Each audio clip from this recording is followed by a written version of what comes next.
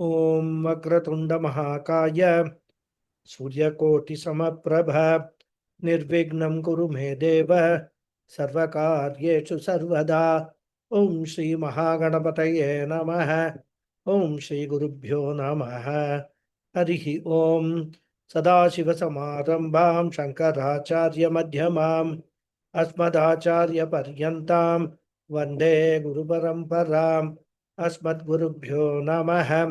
श्रुतिस्मृतिपुराणानाम् आलयं करुणालयं नमामि भगवत्पादं शङ्करं लोकशङ्करं।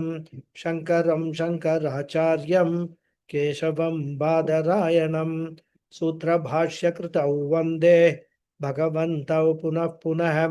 ईश्वरो गुरुरात्मेति मूर्तिभेदविभागिने व्योमवद्व्याप्तदेहाय दक्षिणामूर्तये नमः। ओम श्री मेधा दक्षिणामूर्ति स्वामिने नमः। ओम सहना भवतु सहनौ भुनक्तु सह वीर्यं करवावहै तेजस्विनावधीतमस्तु मा विद्विषावहै। ओम शांति शांति शांति। हरि ओम श्री गुरुभ्यो नमः। हरि ओम। ओम भद्रं कर्णेभिः शृणुयाम देवाः भद्रं पश्येमाक्षभिर्यजत्राः स्थिरैरङ्गैस्तुष्टुवागुंसस्तनूभिः व्यशेम देवहितं यदायुः।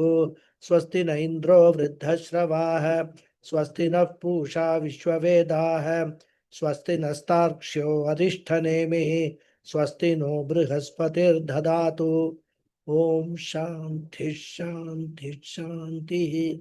हरि ओम श्री गुरुभ्यो नमः।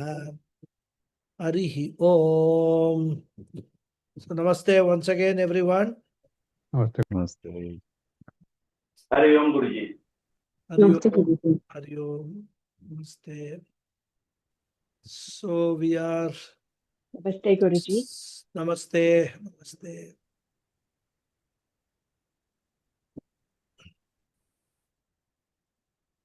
We are in the mantra 216, right? Yeah. Okay. We will chant the mantra.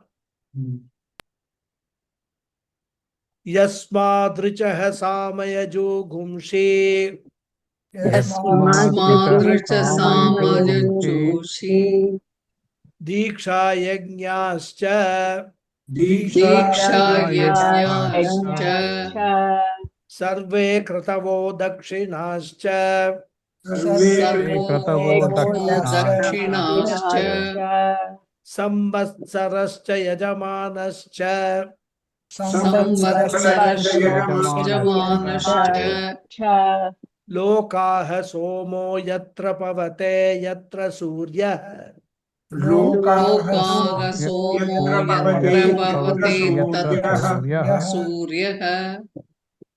Good. So we completed the bhashyam of this mantra in the last class. And in the last sentence of the bhashyam, Bhashyakara said, Te cha dakshinayana uttarayana margadvaya gamya vidvat avidvat kartru phalabhutah. Giving another explanation or another categorization for the word lokaha in the Moola. So this categorization is the worlds purified by moon and the sun. So the worlds, that is Swarga, etc., which are reached by Dakshinayanam, the southern path, are sanctified by Somaha, the moon, and the worlds which are reached by Uttarayanam, the northern path, are sanctified by Surya, the sun. So by this definition, only the 7 upper lokas are covered, isn't it? Bhuvaha, Suvaha, Maha, Janaha, Tapaha, Satya, Also, you have to take earth also, upper lokas. And they are all to be understood as born of Ishvara. Now, someone may ask, what about the lower 7 lokas? That is Naraka, Atala, Sutala, Patala, etc. Here, even though the Upanishad doesn't talk about them, we have to understand that even those 7 down lokas are also born of Ishvara only, and the reference to the upper lokas is only an upalakshanam. Actually, when it is said everything is born of Ishvara, naturally, Naraka, etc. are also included in that definition of everything. So the short message of this mantra is everything is born of Ishvara only. Ishvara is the cause and the entire prapancha is the effect. The cause pervades the effect, and therefore the essence of Ishvara is the essence of the cosmos, and both are same. That is what we should understand from this mantra. Now we will go to the next mantra, 2.1.7. And in this mantra also the topic of creation continues. And therefore Bhashyakara does not give any introduction. Straight away we will go to the mantra and also the Bhashya. Okay.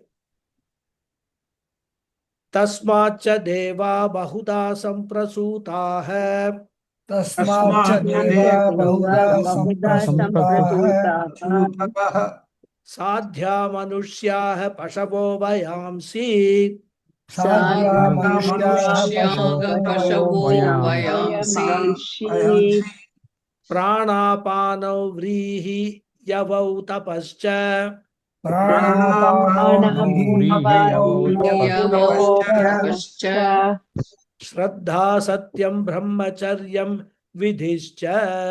श्रद्धा श्रद्धा सत्यं सत्यं ब्रह्मचर्यं ब्रह्मचर्यं विदिश्च विदिश्च. So I'll give you the padacheda first. Tasmat cha devaha bahuda samprasutaha sadhyaha manushyaha pashavaha vayamsi pranapano vrihi yavav tapahacha shraddha satyam brahmacharyam vidhi cha. So many other aspects of the creation are covered in this mantra. So a list of things and beings which have come from Ishvara is now in this mantra. Topic of creation continues. And as we have seen, the contextual purpose of this description of creation is to answer the question of Shaunaka. And I hope you all remember the question. Kasminnu bhagavo vijñāte sarvamidam vijñātam bhavati. By knowing what, everything else here will be as well known. And that is being answered by the Guru. And the answer in short is that everything is karyam and aksharam brahman is karanam. So karana vijnanena sarvam karyam vijnanam bhavati. Therefore karana brahma vijnanena sarvam karyam vijnatam bhavati. That idea is presented in all these mantras. And the list presented in the previous mantra is expanded with more items which are all born of Ishvara. Tasmat cha. Cha means and indicating that not only those things which were described in the previous mantra have come from Ishvara, some more things and some more beings have also come. Tasmat means from that Ishvara, Ishvarat. So what more has come? Deva hai, bahuda samprasuta hai. Samprasuta hai means very well born. That means they are born in keeping with the order of karma. Bahuda means in different groups in a manifold manner. So here we understand that devas are not only one type. There are so many different types of devatas also. Bhashyakara will say later in the Bhashyam, Gana Bhedena. So there are different groups of devas. And we must remember, devas are nothing but exalted jivas. So jivas, if they earned sufficient punyam and their punyam is fructified, they become devatas. Then sadhyaha. They are another type of particular devatas. We can call them minor deities. And the scriptural text mentioned about these sadhyas, but the number of sadhyas varies across texts.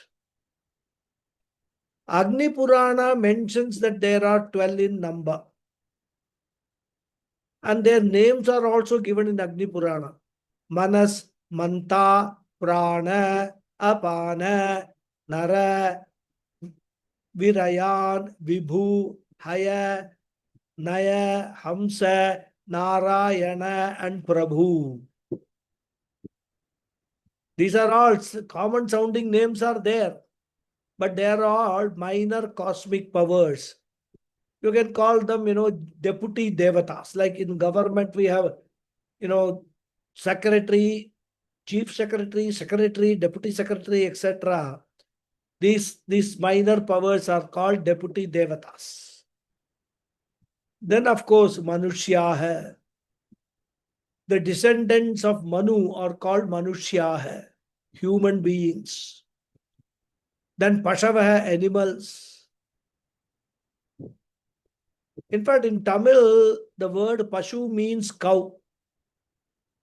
But in Sanskrit, Pashu refers to all animals. And Pashavaha is plural. So therefore, all animals are born of Ishvara. And Vayamsi. Vayamsi also is plural form, refers to the birds, the winged birds. Then Pranapanau. They refer to vital airs rather. Panchapranas, the life breath. So even though only prana and apana are mentioned, we have to include other three also, Vyana, Udana, Samana, etc. All of them are devatas. And that is why when we eat, we offer oblation, pranaya swaha, apanaya swaha. All those minor devatas are also, we are pleasing by offering oblations of annam before every meal we eat. And why do we do that?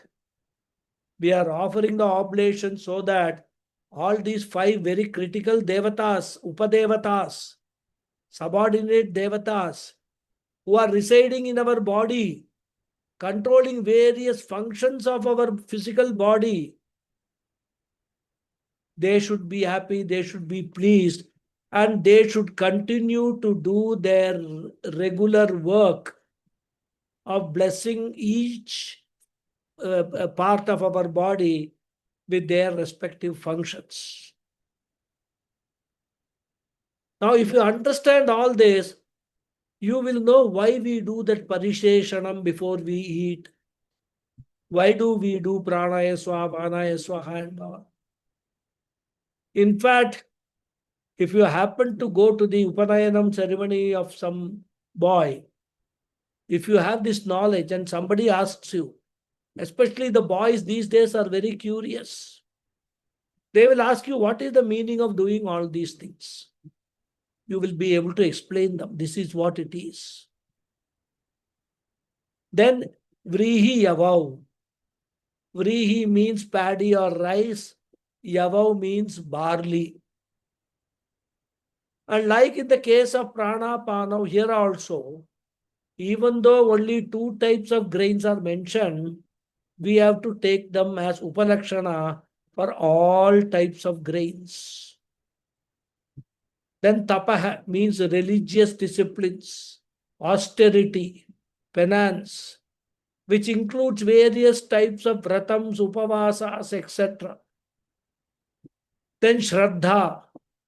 Shraddha means astikya buddhi, the sense of validity with reference to Veda Pramana. Asti iti buddhi, astikya buddhi, with reference to Apaurusheya Vishaya. Subject matter which cannot be figured out by human intellect. So, Shraddha is a doubtless knowledge about existence of Vedas and acceptance of Vedas as Pramanam, the means of knowledge relating to everything mentioned in the Vedas. That type of attitude is called Shraddha. And that Shraddha also is born of Ishvara. And Puja Swamiji used to say that Shraddha or trust is very natural to us. It is not something that you have to do some sadhana to develop it. A child is born with absolute trust. So trust is instinctive. And trust is very natural to us. It is only when we have some bitter experiences and become cynical or skeptical that we tend to lose trust. Otherwise, it is very, very natural. We are born with Shraddha, and that is also born of Ishvara only. Then Satyam. Satyam is also a value given by Ishvara.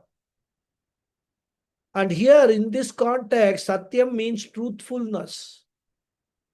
Is also an inborn value. And that is why we need not make any special effort to speak the truth. Effort is required only when we want to speak untruth. Isn't it? Because if you have spoken some untruth, in order to sustain that untruth, you have to remember what you have spoken. And you have to follow up with more untruths. Whereas if you speak the truth, you don't need to remember anything. And that is a value, that is a universal value. We don't like to be spoken untruth by anybody, isn't it? Even our children, when they do some mischief, when we take them to task, we ask them, what did you do and who did this, etc. There is one thing that we will always insist. Tell me the truth. Even we go to the extent of telling the children, we will not punish you, but tell me the truth. So truth is a value everybody values. And that is because since we do not want to be told untruths, automatically it follows that we should also not practice untruth.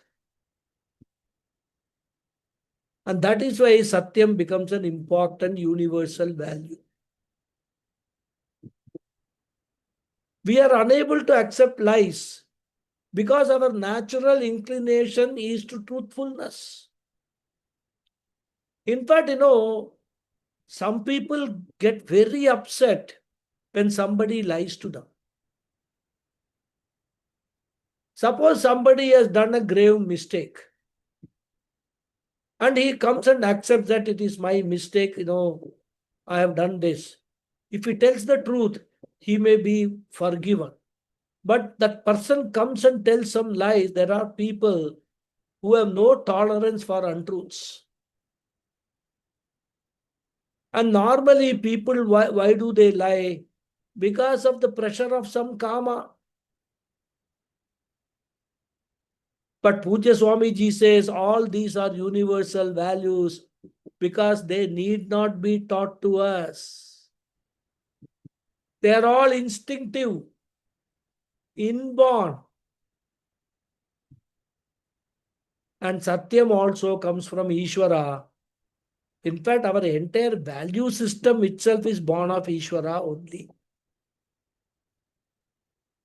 Then Brahmacharya. The word Brahmacharyam has different meanings in different contexts. For example, as the first ashrama in the Varnashrama classification, it refers to a student whose initiation into the Vedas has been done through Upanayanam ceremony. One of the very important samskaras for all Hindus belonging to the three Vedas. So in that context, Brahmacharyam refers to pursuing the study of Vedas under a guru. It refers to a disciplined lifestyle prescribed for the purpose of study of Vedas. Here Brahma means Vedas and Charyam means disciplined lifestyle. So this is one meaning of the word Brahmacharya. And Pujya Swamiji used to define it very nicely as the value for and the capacity to withdraw from all other pursuits for the purpose of committing to the study of Vedas.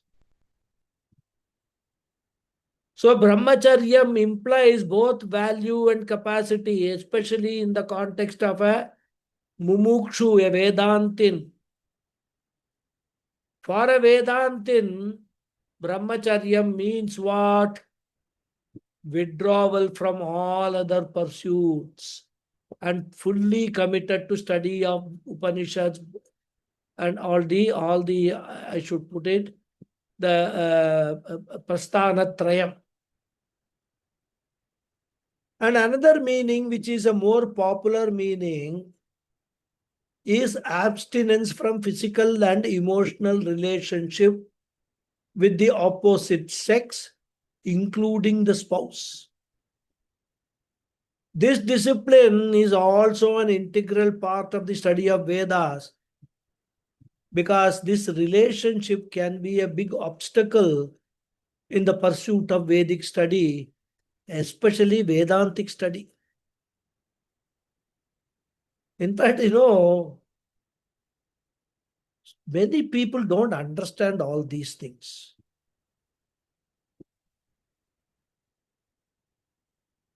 Anyhow, some thought is coming to my mind, but doesn't matter.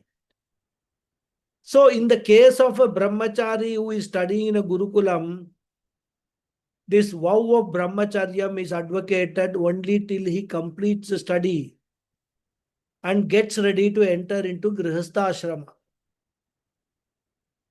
But for someone who has reached the Vedantic study, committed to spiritual pursuit, this is brahmacharyam is one of the component of vairagyam that person has to develop to progress in the spiritual path, and is a prelude to the sannyasa ashrama. In fact, when we see the Bhashyam, this is the meaning Bhashyakara takes of this word Brahmacharya. Then the next word in the mantra is Vidhi. Vidhi generally means method of performing the ritual. And these vidhis for performing the karma are laid down through the Vedas. And the word vidhi has got one more meaning. The do's and don'ts. Again ordained in the Vedas only. Vidhi and Nisheda. And we can connect this to Yama and Niyama of Yoga Shastra also. But since here the subject matter under discussion is karma, we have to take the meaning of vidhi as mentioned as a method of performing the karmas. And this is the meaning Bhashyakara also takes. And since the Vedas themselves are born of Ishvara, the vidhis are also born of Ishvara. This is the word meaning and also a gist of the mantra. Okay. So now we will go to the Bhashyam. It is again a short Bhashyam. We will read the whole Bhashyam and discuss each sentence. Okay. You can all unmute. Tasmacha Tasmacha Purushat Purushat Karmanga Bhuta hai Karmanga Bhuta Deva hai Bahuda hai Deva Bahuda Vaswadi Ganabedena Vaswadi Ganapedena Samprasuta hai Samprasuta Samyak Prasuta hai Samyak Prasuta Adhya hai Sadhya Deva Vishesha hai Deva Vishesha Manushya hai Manushya Karmadhikrita hai Karmadhikrita Pashavah hai Pashavah Gramyaranya hai Gramyaranya Payamsi Payamsi Pakshina hai Pakshina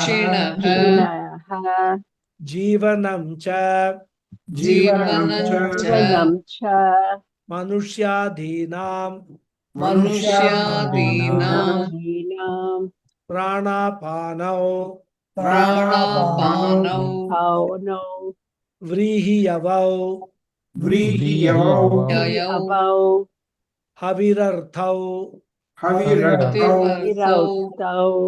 Tapascha Tapascha Karmangam Karmangam Purusha Samskara Lakshanam Purusha Samskara Lakshanam Swatantrancha Swatantrancha Phalasadhanam Sadhanam Shraddha Shraddha Yat Purvakaha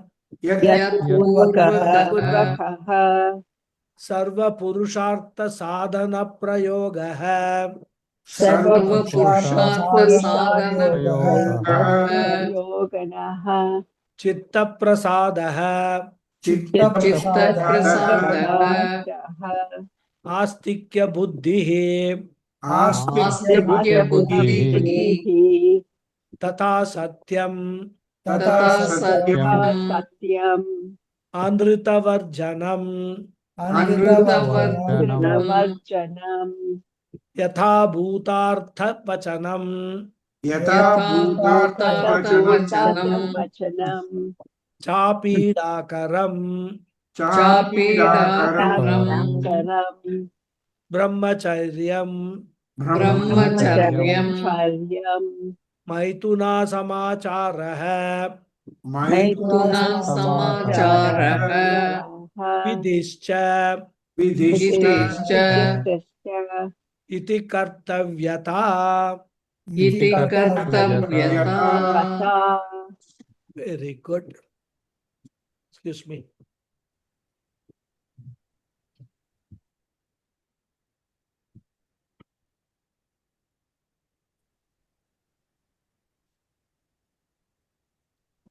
So the first sentence is Tasmacha Purushat Karmanga Bhutaha Devaha Bahuda Vaswadi Ganabedena Samprasutaha Samyak Prasutaha. So Tasmat Cha is equal to Purushat. Means from that Jagat Karanam Sagunam Brahma Ishvara. And the word Cha indicates addition. Already they have been talked about, so many other items, aspects of the creation have been talked about. And here Cha means also. Not only all those things, but these also are born of Ishvara.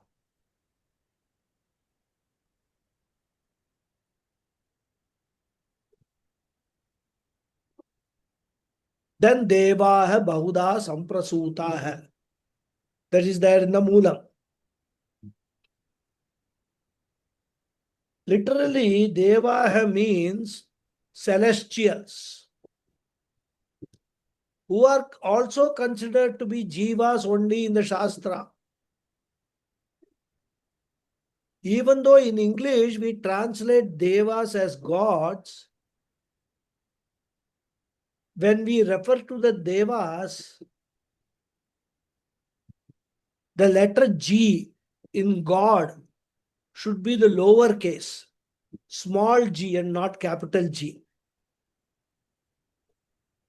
They are gods only in relation to human beings and others. Really speaking, they are not gods like Shiva, Vishnu, etc. The Devas are only Jivas, like Varuna Devata, Agni Devata, Indra Devata.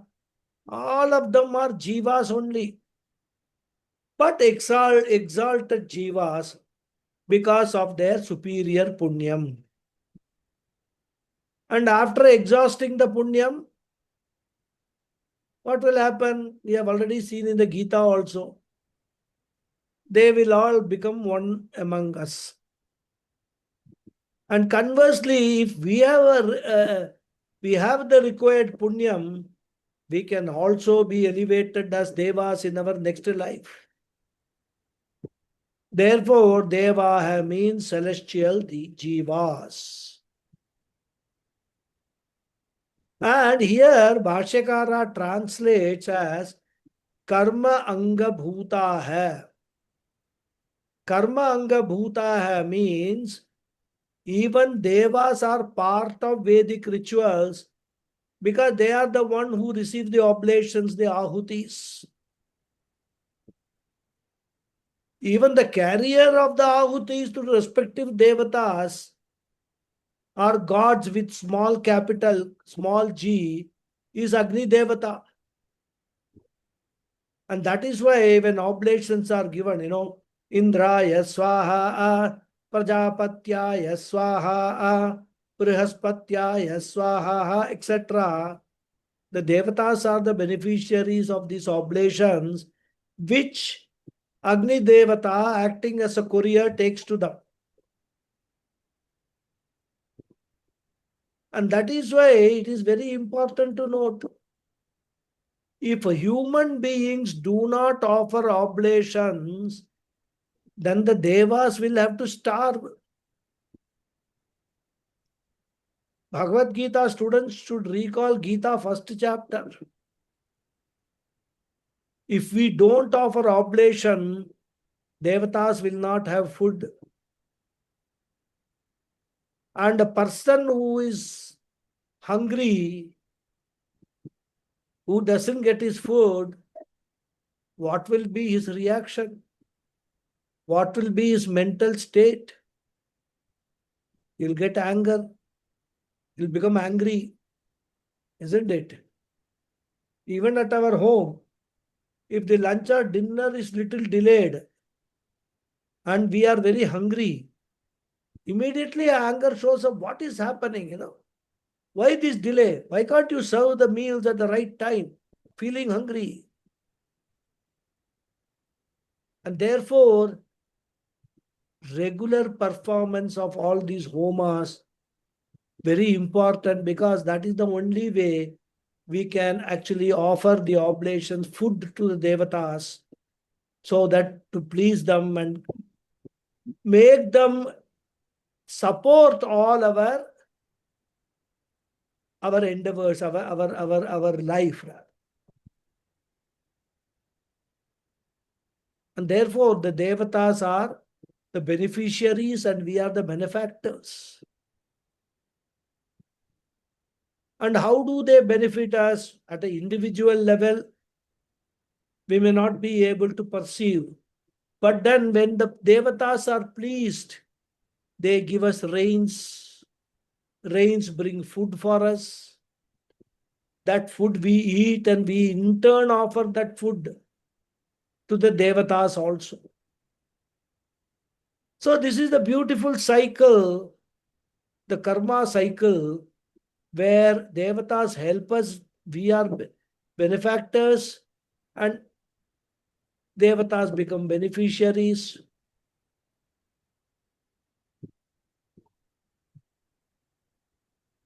So now there can be a question. That is whether devatas are anga of karma or karmas, or rather, whether devatas are angas of karma or karmas are angas of devatas, isn't it? Which way does the river flow? That means whether devata should be considered more important or karma should be considered more important. And these are all, when we study the Upanishads, Bhashyam, etc., very, very important points which we have to understand. Because the entire Karma Kanda is dealt with in Purva Mimamsa. For them, karma is very important. In fact, there is a sutra also in Purva Mimamsa in which it is said that Yanya karma pradhanam syat gunatvena devata shrutehe. Here the word guna is in the sense of anga. And that is what Bhashyakara brings. He wants us to refer to all those things and understand the context. So karma anga bhuta hai, he says the devatas are part of the ritual. They are sampradana karaka. Fourth case.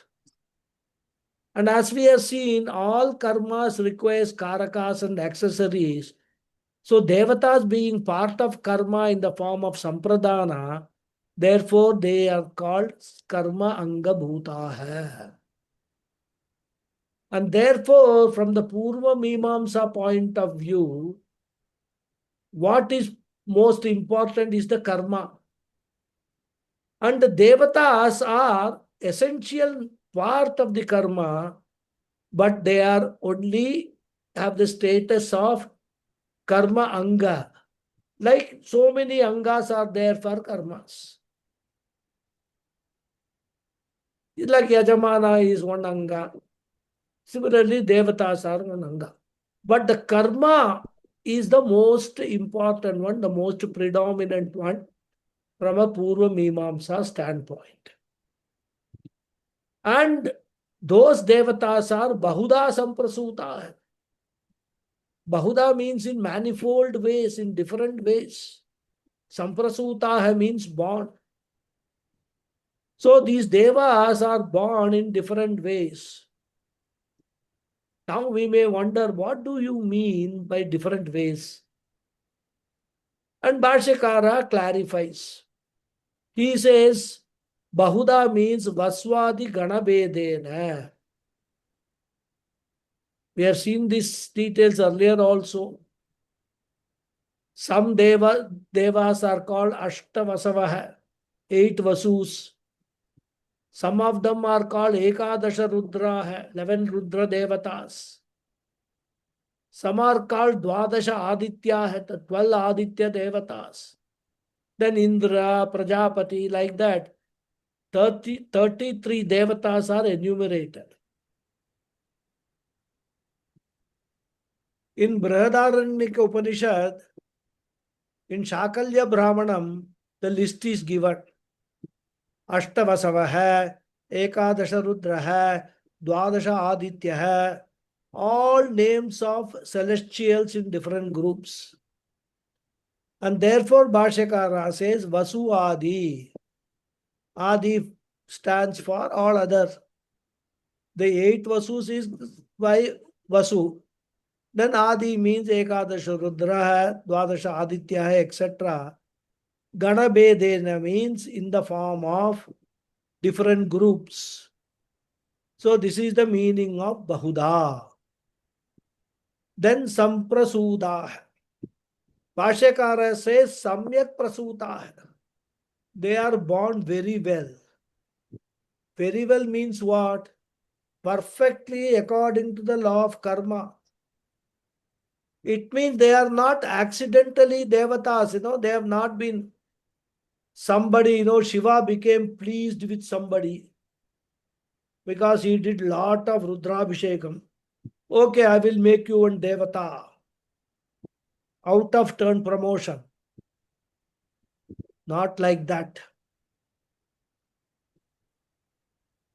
Of course, if he has earned enough punya by performing lot of Rudra, Abhishekam, etc., and if he qualifies because of that to become a devata, that's a different matter.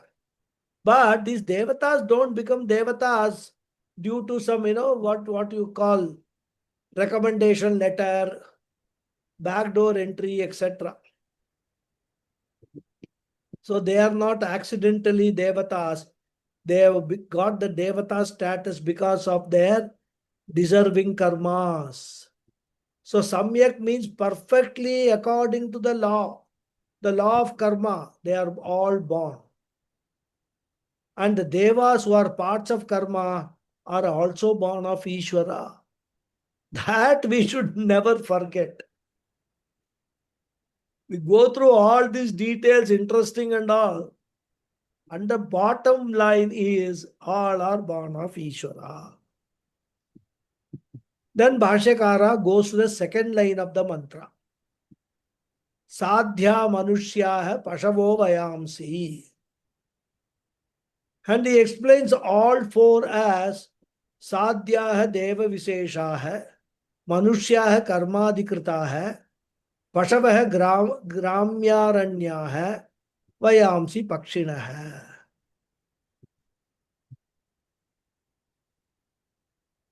So he is just giving the running meaning of all these words. There is nothing much to elaborately comment. And therefore he just gives the meaning. He says Sadhya means Deva Visheshaha. They are also particular group of devatas only. They also come under celestials only. Visheshanam is in the serve of it, is in the sense of a type of. So Deva Visheshaha means a particular group. We have seen some details while discussing the words of the mantra. So I will not elaborate here.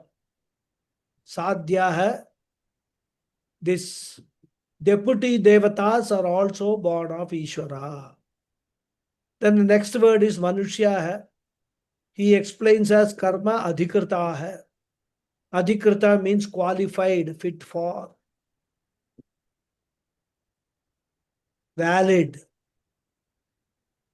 Because human beings alone can be the kartas. They alone are qualified for performance of the karmas and also for earning punyam and papa. They alone have the free will using which they can choose to do karma or choose not to do. They can choose to do the right karmas, they can choose to do the wrong karmas. And that is why Manushya Bhumi is called Karma Bhumi. Only Bhuloka is called Karma Bhumi. All other lokas are called Bhoga Bhumi only. They are all results of Karma Phala. Whether it is the 6 upper lokas or 7 down lokas, all of them are Bhoga Bhumi. So if one goes to heaven, he or she can only exhaust punyas. He or she cannot earn fresh punyas in the heaven. If one wants to earn fresh punyas, he or she has to come back to Karma Bhumi. Similarly, after death, one goes to Naraka, this 7 down lokas, Naraka and etc., to exhaust the papas. Once the papas are exhausted, Marte lokam vishanti. Chine punye marte lokam vishanti. Chine pape marte lokam vishanti. All earnings of punya papa are possible only for Manushyas and only in the Karma Bhumi, not in any other, any other planes of experience. And therefore, Manushyas are called Karma Adhikritaha. In the Shastra, we accept the Jiva's Kartrutvam at the Upadhi level. But from a Vedanta point of view, we don't say that the Jiva is a Karta at the Swarupa level. Jiva is a Karta is accepted only at the Upadhi level. And in this human Jiva also there are varieties. Here also we can bring in the word Bahuda from the previous line. There are various varieties, man, woman, transgender. Or another classification we can, have Guna classification, Sattva, Rajas, Tamas. Yet other classification, Brahmana, Kshatriya, Vaishya, Shudra. So different ways we can clarify them, categorize or classify the Manushyas.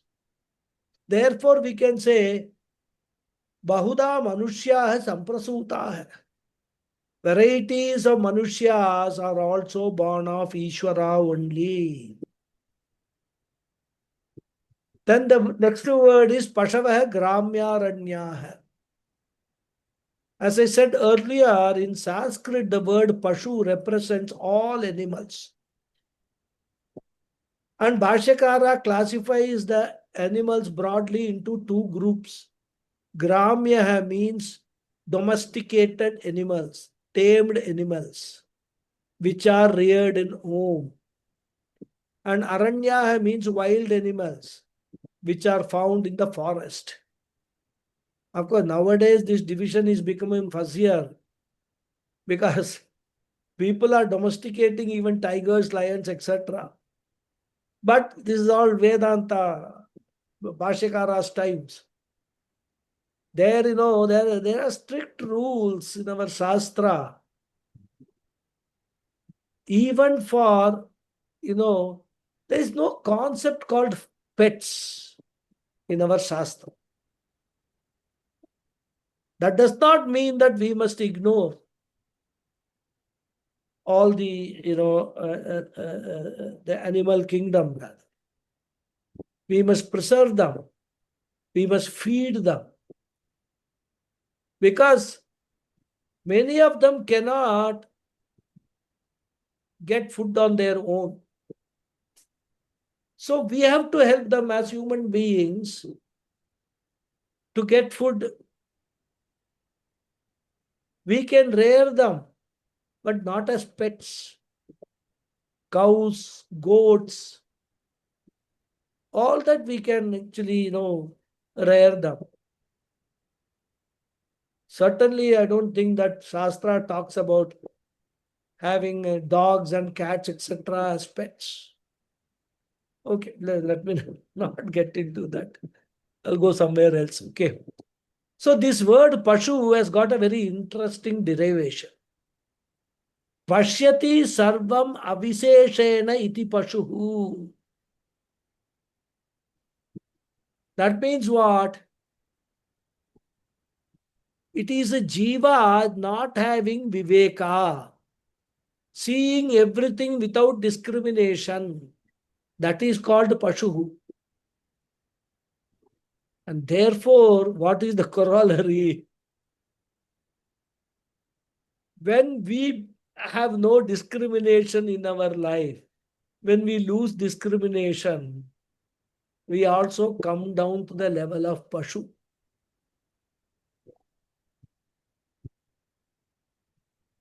And very interesting aspect is, since a Jnani has got Samatva Bhava, he also can be compared to a Pashu. Because he also sees everything aviseshena, without discrimination, as Brahman only. All interesting, side comments. And all are Pashavaha, all the Pashavaha are also born of Ishvara. Then Vayamsi is in the Moolam. Bhashyakara explains as Pakshinaha. Vayamsi is the first case plural of Vayas Shabda. The word Vayas has got two meanings in Sanskrit. One is age, another is any winged creature, that is a bird. And Bhashyakara takes this meaning and says Pakshinaha, birds, which will include mosquitoes also, because they are also winged creatures. And we must remember to add, all these Pakshinaha are born of Ishvara. Then this in the second line, first half, you can call it the third line of the mantra. Pranapano vrihi yavau tapahacha is there. Bhashyakara translates pranapano as jivanam cha manushyadinam or manushyadinam jivanam. Manushya means human beings and other living beings. Manushya adhinam. Jivanam. Jivanam means the essence of all living beings. That which is the cause of life. That which is responsible for the survival of all the living beings, which is the life breath. So the life breath, which is the cause for the living not only Manushyas, but for all living beings, Adipadena, that is also born of Ishvara. And that is the reason why all the living beings are generally called Praninaha. Pranaha asya asti iti prani. So Manushyaadinam Jivanam. And here Prana Panau are the Upalakshana, as I said. They are representative of all the five pranas, Prana, Apana, Vyana, Udana, Samana. So all the Pancha Pranas have to be understood, and all of them are born of Ishvara. Then Vrihi Yavau. There are two items, Vrihi and Yavah. As we have seen, Vrihi means rice or paddy, and Yavaha means barley, which represents all grains. When we hear these two words, the immediate thought that will come to our mind is that they are items of our food. Okay, we understand. Food is born of Ishvara. But Bhashyakara has a different take. And it's so nice. It indicates his level of thinking. and also interpretation in a given context. Because here we are talking of things which are born of Ishvara. And Vrihi Yavav as a food born of Ishvara. No problem in that. But what is the context? In the previous mantra, we discussed about karma, yajamana, karma phala, etc. Isn't it? Karma angas, etc. And keeping that in mind, Bhashyakara gives a meaning of these two words which is connected to the rituals, to the karmas. He says, Havir Arthau. Havihi Arthau means meant for oblation. Havihi means oblation, Arthau means meant for the purpose of. So here, Vrihi and Yava, they are meant for offering to the Lord, to the Devatas as oblations. Then, of course, somebody will say, what do you mean by that? That means all the rice and barley, all grains, we have to offer all of them to Devatas and gods, or what? What will be left for us? How will we survive? And the answer is there in Bhagavad Gita, chapter 3, verse 13. Yajna shishtashinas santaha muchyante sarva kilbishai. Should all connect all these things, After offering to the Lord, whatever is there, what will it become? Yajna prasada. Yajna shishtashinah. Yajna shishtaha. So, after offering to the Lord, Karma Yoga. Then whatever is there, we consume only as prasada. Again, beautiful concept. And that is why in many homes, after they cook their food, they will first offer the food to the Lord. Do one naivedya, the food. If not the whole food, at least rice they will offer. Then the second offering is made to the crows, pitris. Crows are considered as pitris. Only after offering to the devatas and pitris, it becomes a prasada, and then we eat it as prasada. And these Vrihi and Yava are also born of Ishvara. Goes without saying. Next one is tapaha in the Moolam. Generally, we translate the word tapaha as austerity. One definition of tapas is kayendriya soshanam tapaha. That which is in the form of some willful self-denial is tapas. So you deprive yourself for a period of time of some food, some bhoga, or even some speech. That way, observing maunam is also a tapas, and which is a very important sadhana in the spiritual path. And Bhashyakara gives a comprehensive definition from karma standpoint. He says, karmangam purusha samskara lakshanam swatantrancha phalasadhanam. He says, tapas or austerity is of two types. The first one is called karmangam tapaha, an austerity which is practiced as part of a Vedic ritual. So to perform those rituals, one should practice this tapas. Many examples are there. For example, suppose you are you are performing a shraddham for your pitris. You forego food till the shraddham is over, pindadanam is made, food is offered to the pitris in the form of crows, then only you eat. So that is the tapas. Foregoing your usual breakfast and whatnot and all is tapas. Or another example you can take.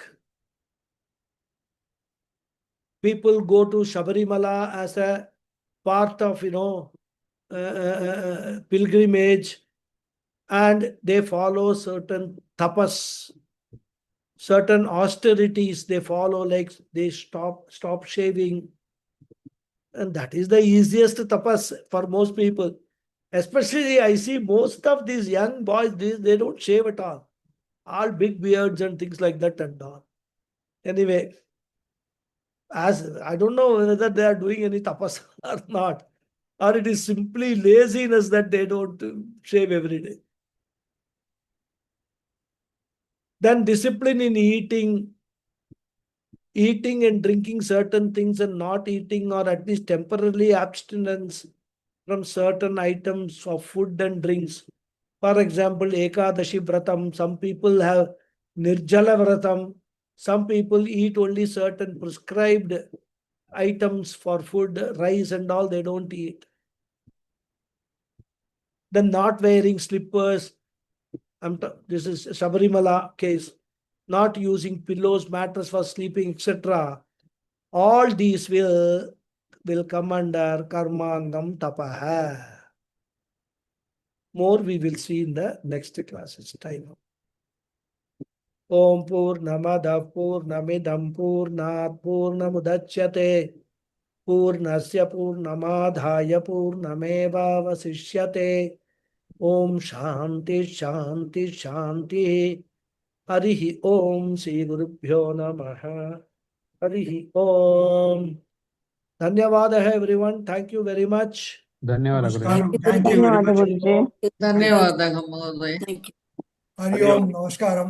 Namaskaram. Namaskaram. Hari Om. Thank you. Thank you, Guruji. Hari Hari Om. Om. Thank you. Hari Om. Thank you. Thank you. You're looking tired today. Yeah. See, I had some slight problem here. It's paining. So that is why you can see tiredness in the face. Yesterday, actually, we had gone for a boat trip with the family, My grandson Upanayanam was performed on 24th. So the whole family gathering was there, from both sides. Good. So my son-in-law had organized a boat trip in Alapi, Very nice, very, very beautiful boat trip. Night only. There, I had a small fall because getting down from this thing, I couldn't gauge the depth of that step. So I put my foot down, it went down. Nothing much. I mean, I just fell. But I guess at that time, no problem was there. But I guess there was probably some injury here, in my lower part of this, rib cage. So slight pain is there. So whenever I'm getting up from bed or sitting down, getting up, etc., it is paining. I'm applying some, some Volini and all that. 2-3 days it will go away. So that tiredness is being shown on the face. That is, otherwise nothing. Take care, Guruji. And of course, it has been a hectic week also, getting up early in the morning, so many guests at home, so a lot of work. That way, it has been a very hectic week also. But then from tomorrow, I will be again free. Everybody is going back to Bombay and then they will fly back to US. So again, from tomorrow, I'll be back to my routine. Okay. Looking forward to that. Take care, Guruji. Take care. Hari Om, Hari Om. Thank you. Okay. Any other questions or doubts? I see no hands are going up. So I guess then there are no questions. Yes, Thank you. Maniji.